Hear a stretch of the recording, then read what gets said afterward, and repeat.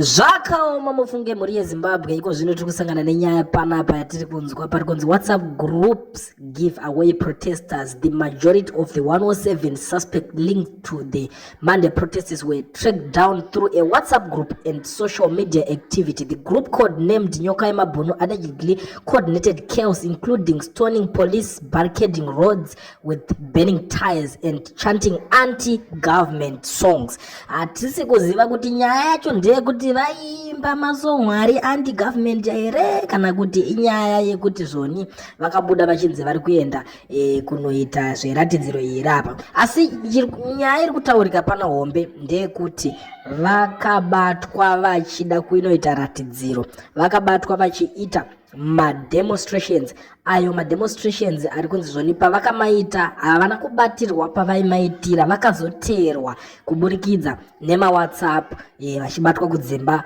one by one. Ipapo ndipo panova patikatyamadza zvikuru kuti chii chakambonyatsoitika kuti vazonzi vanhu vanoteerwa vachibatwa nemawhatsapp group, kuti tingatarisa kuti masiyaiwo here vaigara varimo mumagroups vachitaura vachikomunikita nevanhu ava here kana kuti chii. Ndipo pari kutinetsa, asi tiri kunzwa kuti vanhu vakabatwa kuburikidza nemawhatsapp. Ipapo tiri kuona veruzhinji vari kutaura kuti zvoni pamwe zvichida hurumende iyi yava netekinoloji yekuti nyatsotrika vanhu sekutaura kwazvaitwa navapatrick Chinamasa. Asi sekuziva kwatinozviita hakuna tekinoloji dzakadaro dzati dzapinda muZimbabwe, nekuti Zimbabwe haisati yambogadzira kana kaapplication kadiki-diki kakaita kunge WhatsApp chaiyo, havasati vasvika pachikamu kana kuti pamalevels iwayo. Asi regedzai timbonzwawo nemi vateereri, vatariri vepanyaya version kuti nyaya iyi makaitarisawo imimi munoionawo sei kuti vanhu vakabatwa nekuburikidza nezvinhu zvaitaurwa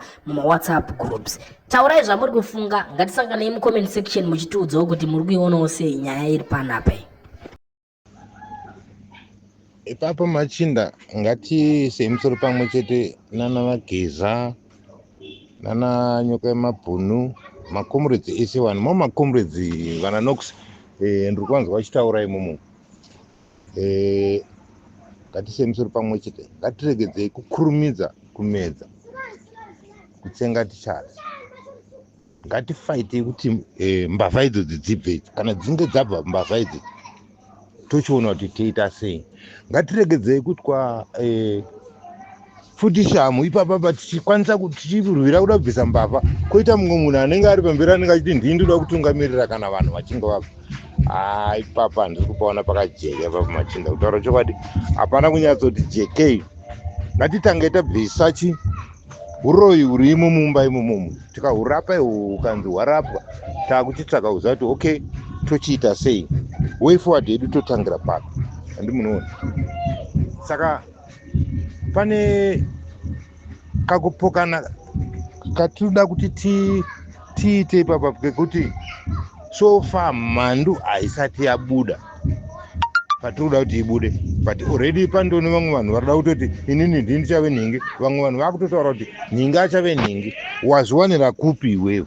Nekuti sisi tichiri kurwisa mhandu, unenge wazviwanira kupi? Ende mumwe munhu anenge akutotanga kuda kutomobilize vanhu kuti inini so zvakazodai. It's like for an example vana Chamisa veve, this is not days of campaigning. Iyi nyaya iyi yakasiyana nekukampena. Iyi nyaya iyi we are trying to remove that president out.